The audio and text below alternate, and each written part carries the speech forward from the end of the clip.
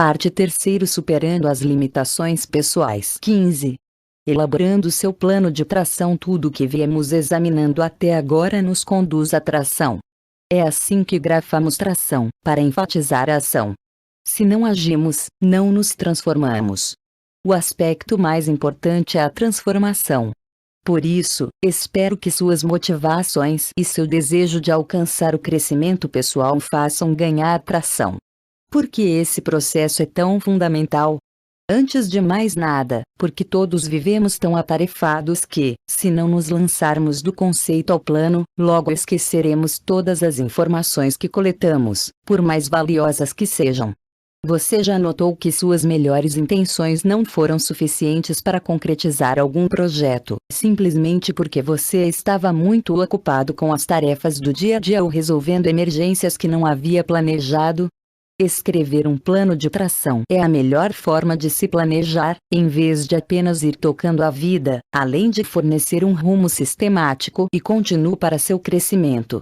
Cunhamos o termo tração porque queremos que você faça mais do que adicionar atividades à sua lista de tarefas.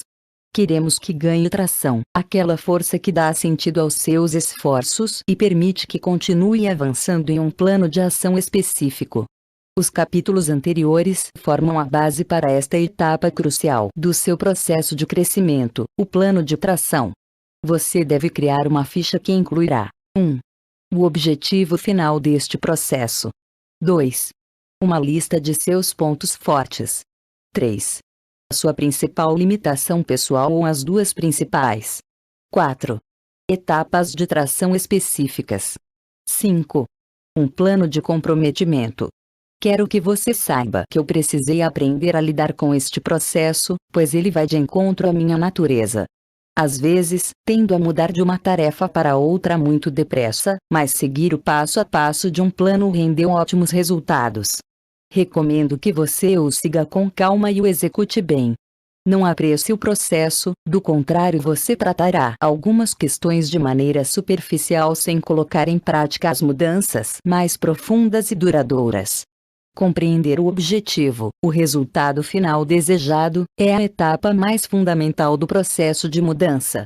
Após muitos anos lidando com as limitações pessoais de pacientes e clientes, fiquei entusiasmado ao descobrir um especialista em administração chamado Eliyahu Goldratt, que estava desenvolvendo um trabalho semelhante no mundo empresarial. Seu livro, A Meta, conta a história fictícia de uma fábrica em que, repetidamente, os recursos se acumulam em gargalos no processo de produção. Ele demonstrou que esses gargalos, ou limitações, se impõem sobre o sistema como um todo e determinam seu ritmo. A análise do Dr. Goldratt sobre o funcionamento dos sistemas e o porquê de os gargalos, pontos em que o trabalho fica mais lento, se formarem foi mais uma confirmação dos meus estudos sobre esses mesmos processos nas pessoas. Por que os talentos encontram obstáculos e não se manifestam? Por que as pessoas não alcançam um desempenho superior? Quais são os verdadeiros gargalos por trás dos planos que não têm seus objetivos atingidos? O Dr. Goldratt apresenta ainda um processo de reflexão para cada uma das seguintes perguntas, que valem tanto para mudanças pessoais quanto para um sistema de produção. 1. O que mudar? 2. Em que se transformar? 3. Como realizar a mudança? Passo N1. Estabeleça objetiva. A resposta para a primeira pergunta é fácil. Queremos mudar as limitações pessoais que mais têm impacto sobre o nosso desempenho. A segunda pergunta requer um pouco mais de reflexão. Em que você quer se transformar? Em outras palavras, qual é seu objetivo comportamental? Em uma ou duas frases, resuma os principais aspectos do resultado que você deseja. Escreva com toda a sinceridade e interiorize esse objetivo. A seguir, apresento alguns exemplos. Ser um ótimo pai em muitos aspectos. A primeira noite em casa após o nascimento de meu filho Mateus definiu meu perfil pelo resto da vida. Fiz um exame de quem eu era e aonde queria chegar. Eu sabia que queria ser um bom pai e já tinha noção de quais aspectos precisaria mudar para alcançar essa meta. Fiz questão de registrar tudo por escrito para poder ler e reler depois. Meu objetivo primordial era este: ser um ótimo pai. Também tinha outros. Ser um excelente marido para Susan, um bom chefe para minha equipe, um educador bem-sucedido. Você perceberá que, ao lidar com suas limitações pessoais, cada uma delas afeta, de forma semelhante, áreas diferentes da sua vida. Por exemplo, digamos que para ser um ótimo pai e marido eu queira ser uma pessoa mais afável e menos dominadora. Eu diria: vou me certificar de que as pessoas mais próximas saibam que tenho apreço por elas e por suas opiniões, e que seus pensamentos e suas necessidades são mais importantes para mim do que minhas próprias reflexões. Vou aprender a pôr os outros em primeiro lugar e a levar em conta necessidades e preferências ao tomar decisões. Outros exemplos de objetivos comportamentais: 1. Eu me comprometo a sempre pensar com clareza sobre os aspectos da minha vida que mais valorizo: família, saúde, felicidade e carreira. 2. Para equilibrar minha vida, vou realizar todas as mudanças necessárias a fim de me tornar a melhor pessoa possível, e assim permitir que os outros indivíduos também sejam os melhores possíveis. 3. Por meio de comportamentos significativos e mensuráveis, vou começar a mostrar à minha família, aos meus amigos e colegas, que eles podem contar comigo. 4. Serei alguém que leva os compromissos a sério e que conclui as tarefas que começa. 5. Quero melhorar meu desempenho, minha eficiência e minhas realizações como líder, eliminando comportamentos autocríticos negativos. Vou aprender o que puder com meus erros e depois irei superá-los e deixá-los para trás. 6. Quero ser visto como alguém que valoriza as outras pessoas e as leva a trabalhar pelo bem comum. Para isso, modificarei minha personalidade dominante, tornando-me mais aberto e tolerante com relação aos demais. Passo N2. Identifique seus pontos fortes e esta seção conterá uma lista dos seus pontos fortes, aqueles nos quais você irá se basear. O seu crescimento será impulsionado por essas qualidades. Se alguém é competitivo, de fato é possível que em determinadas circunstâncias ele seja competitivo demais, porém nesta seção liste apenas a palavra competitivo e siga em frente. Levando em conta que é impossível se autoavaliar sem obter confirmações por meio da opinião de terceiros, é recomendável que você converse com alguém de sua confiança para ajudá-lo a completar o processo, começando por seus pontos fortes. Peça a essa pessoa que faça uma lista semelhante e depois compare as duas, marcando eventuais discrepâncias entre elas. Não fique restrito à lista a seguir. Na verdade, eu preferiria que você elaborasse suas listas iniciais sem ler as próximas palavras.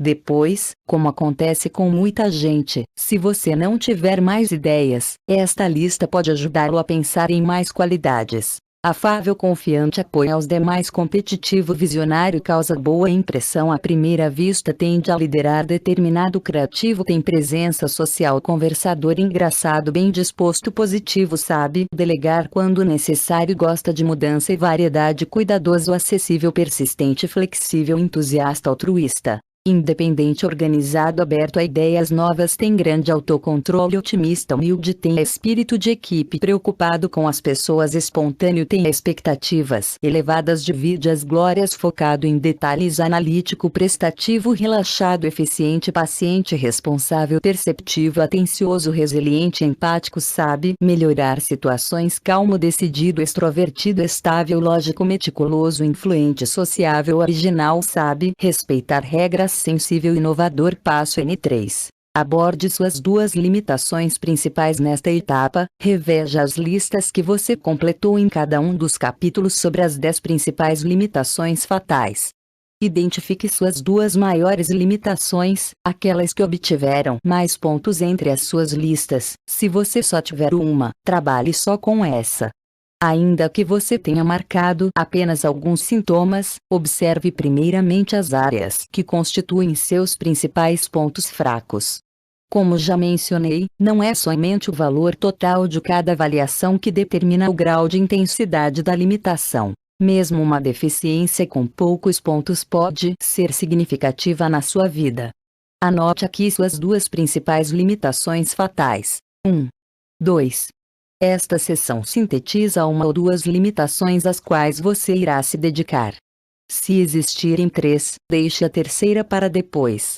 Se mais de duas tiverem pontuação parecida, escolha as que você acredita que tenham maior impacto no seu modo de agir e comece por elas. Não é necessário fazer muitas mudanças ao mesmo tempo. Seja totalmente sincero, anote algumas frases que lhe permitam pensar especificamente na maneira como essas duas limitações estão afetando sua vida. Tente pensar em uma situação concreta em que tais dificuldades tiveram um impacto real, negativo, em você. Talvez você seja parecido comigo. Quando comecei a pensar, me ocorreram muitas situações em que minhas limitações magoaram pessoas à minha volta e senti necessidade de mudar esse meu jeito de ser. Passo N4. Etapas de tração específicas. O quarto passo é bastante simples, mas requer comprometimento. Você está começando a elaborar um plano pessoal. Ter um plano é como usar um mapa que indique seu destino e a forma mais rápida de chegar até lá, em vez de vagar sem direção certa. Esta sessão conterá ações simples que vão ajudar você a se libertar até de suas limitações pessoais mais difíceis. Em primeiro lugar, cada etapa deve ser específica e lidar diretamente com o comportamento em questão. Quero compartilhar com você algumas das medidas que tomei para superar minhas deficiências. Como muitos outros empreendedores, minha autoconfiança é bastante alta. Também tenho grande necessidade de fazer mudanças e pouco autocontrole. Na maior parte do tempo, a autoconfiança ajuda, mas a necessidade de mudanças aliada ao baixo autocontrole produz grandes aventuras. Minha tendência é pensar que estou certo e facilmente fico impaciente com os outros. Meu ritmo é acelerado, sou criativo, e minha autoconfiança faz com que eu acredite que meus planos são brilhantes, mesmo que eu nunca expresse esse pensamento. Aliás, escrever sobre isso me envergonha, mas encarar essas limitações com franqueza me permite tomar as medidas necessárias para superá-las. E como manifesto minhas limitações? Vejamos uma típica reunião na minha empresa, digamos, com a equipe de novos produtos. Como sempre, a reunião começa com a apresentação de pontos positivos. Várias pessoas contam notícias boas sobre algum projeto ou até mesmo sobre questões pessoais, como um filho que ganhou um prêmio ou tirou uma nota boa. Em geral, isso leva alguns minutos. Se demorar muito mais do que o normal, percebo que vou ficando impaciente e começo a me perguntar: quando vamos passar ao que interessa? A seguir, alguém apresenta ideias sobre o produto a ser discutido e pergunta se precisamos considerar alguma outra novidade. É claro que eu tenho algo a acrescentar, pois alguma coisa que li ou ouviu com a qual sonhei me deu uma ideia. Você preparou algo por escrito sobre a ideia que quer discutir? O líder da discussão pergunta. Não, sou obrigado a responder, pois minha falta de autocontrole me deixou entusiasmado com o tal conceito, mas eu não me dediquei a preparar a apresentação. No íntimo, me pergunto por que eles não podem ouvir minha ideia e opinar sobre ela. Em pouco tempo, começo a me sentir frustrado com o ritmo lento da reunião e com os pedidos para que eu forneça mais informações. Contudo, gosto muito da minha equipe, então procuro proceder com toda a paciência. Sei que as pessoas estão fazendo o possível para dar atenção a mim e a meu último lampejo de genialidade, mas minhas limitações claramente estão interferindo. Como eu lido com isso? Primeiro, preciso de um plano comportamental básico que me proporcione mais controle sobre minhas ações. Preciso encontrar maneiras práticas de limitar minha tendência a ser impulsivo, sobretudo com relação às minhas ideias. Para isso, tomo algumas decisões. Decido que não vou apresentar uma ideia nova na reunião a menos que a tenha anotado e apresentado ao líder do debate antes do encontro. Depois, estabeleço para mim a regra de que, após apresentar a ideia, devo permitir que o grupo debata sobre ela sem que eu insista nem tente vendê-la. Comprometo-me a responder as perguntas, mas fazendo o possível para não pressionar os demais. Em seguida, decido que preciso mostrar mais apreço por todo o trabalho realizado pela minha equipe, que constitui o pano de fundo para cada nova ideia que tenho. Percebo que meus colegas ainda estão acompanhando as tarefas relativas à última ideia que tive. Demonstro isso fazendo perguntas sobre os projetos em que cada um está envolvido e ouvindo com atenção quando eles expõem seus desafios ou as dificuldades que têm enfrentado. Manter-me sempre informado sobre o trabalho deles me ajuda a ser realista com relação a prazos e expectativas. Por fim, deixo que a equipe decida as prioridades do próximo projeto. Essa etapa é difícil para mim, pois não se adquire disciplina da noite para o dia. Mas, se eu valorizo meus funcionários e acredito que tenho os profissionais certos realizando as tarefas certas, por que não deixá-los fazer o que sabem? Após listar essas etapas comportamentais específicas, eu conto a eles a que ações estou me dedicando e relato características específicas que estou modificando para me tornar um melhor integrante do grupo. Como fundador da empresa, tenho grande influência sobre o que acontece nela. Preciso usá-la para fomentar o sucesso da minha equipe, de modo que cada um empregue seus talentos da melhor maneira. Eu não sou um bom realizador. Detesto cuidar de minúcias e fico entediado rapidamente se tento pensar em todos os aspectos de algum item. Então por que não deixar que aqueles que têm talento para essas etapas me digam o que tem mais chance de dar certo, por quanto tempo e quanto custará? Para dizer a verdade, o caso que acabei de ilustrar não foi uma reunião hipotética. Foi real, incluindo o processo ao qual estou me dedicando agora mesmo. Preciso colocar essas mudanças em prática para que minha equipe alcance um desempenho cada vez melhor. Sei que às vezes eu atrapalho e tenho a consciência de que não preciso me esforçar muito para desviar pessoas e recursos de seu rumo original. Sei também que nenhuma empresa pode superar as limitações pessoais de seus líderes. Ou seja, para minha empresa melhorar, eu preciso melhorar. É simples, porém profundo. Para permitir o crescimento de uma empresa, uma família, uma equipe ou uma organização, seus líderes precisam se comprometer a crescer. Como você pode perceber, minhas etapas incluem comportamentos concretos e momentos específicos, antes e durante reuniões. Só falta um elemento: algum parceiro ao qual prestar contas, um observador externo que me ajude a mensurar meu progresso. Escolhi 2 parceiros e pedi a eles que me dessem uma nota de 1 a 10 após cada reunião. Como resultado desse processo de mudança, fiz um grande progresso, ao menos essa é a opinião deles, e preciso dizer que não são o tipo de pessoas que querem facilitar a minha vida. Já que estou falando de planos de tração, deixe-me contar brevemente como os utilizamos na nossa empresa. Todas as pessoas seguem permanentemente algum plano de crescimento pessoal. A cada trimestre, elaboramos as etapas de ação para superar as limitações às quais desejamos nos concentrar durante aquele período. O plano pode abranger qualquer campo, profissional ou pessoal, desde que a pessoa esteja empenhada em superar alguma limitação pessoal. Todos temos algumas ações específicas nas quais estamos tentando melhorar e temos também um parceiro que nos dá opiniões semanalmente. Ao fim de cada mês, avaliamos uns aos outros e recebemos um boletim que mede nosso progresso. Eu tenho um boletim, assim como todos os demais, e sou capaz de dizer como estou me saindo em meu plano e se estou dando atenção às características que me comprometi a mudar. As avaliações de fim de ano não são nosso forte, pois não acredito em esperar um ano inteiro para dar feedback a alguém. Eu mesmo quero ouvir opiniões o mais rápido possível, para poder corrigir o rumo depressa. Além disso, esse processo não leva muito tempo. Passamos rapidamente de uma etapa a outra, pois o objetivo é não perder tempo observando e avaliando, o que interessa são os resultados. E dá certo. Estamos permanentemente crescendo, e aqueles à nossa volta sabem que questões estamos abordando, nos ajudando no processo.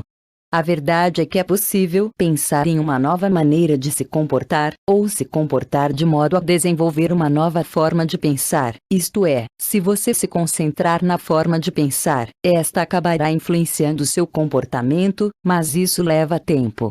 Eu prefiro mudar primeiro o comportamento e deixar que o pensamento o acompanhe. Percebi que é mais fácil manobrar um carro em movimento do que um carro que esteja parado. Mudar o comportamento é mais rápido e mais significativo para os demais, pois eles logo percebem as transformações no nosso modo de agir.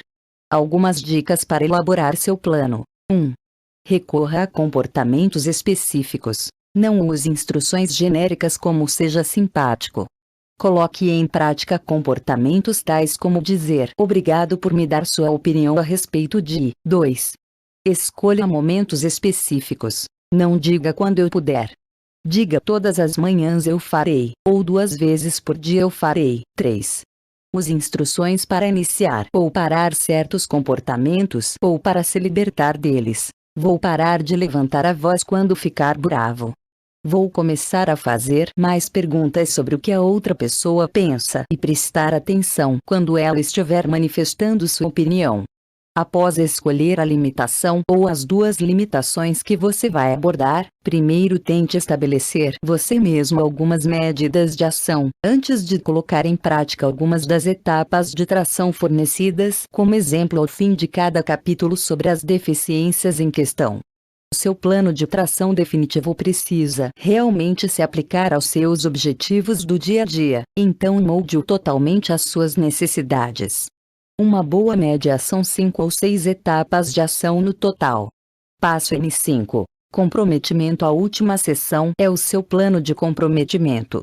Eu sou capaz de fazer todos os tipos de comprometimentos pessoais. Porém, sem alguém para me ajudar a me ater ao plano, muito dificilmente alcançarei uma transformação duradoura.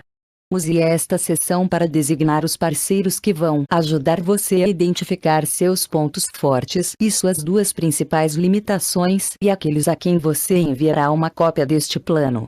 Indique com que frequência irá pedir a opinião deles e que forma essa opinião terá. Dicas para ser bem-sucedido: escolha um parceiro de confiança e preste contas a ele. Peça a alguém que reveja com você seus pontos fortes e suas limitações, para ter certeza de que não está deixando nada de fora. Peça a alguém que monitore você. Faça da sua avaliação um evento regular, mas facilite. Em uma semana corrida, um e-mail é uma ótima alternativa.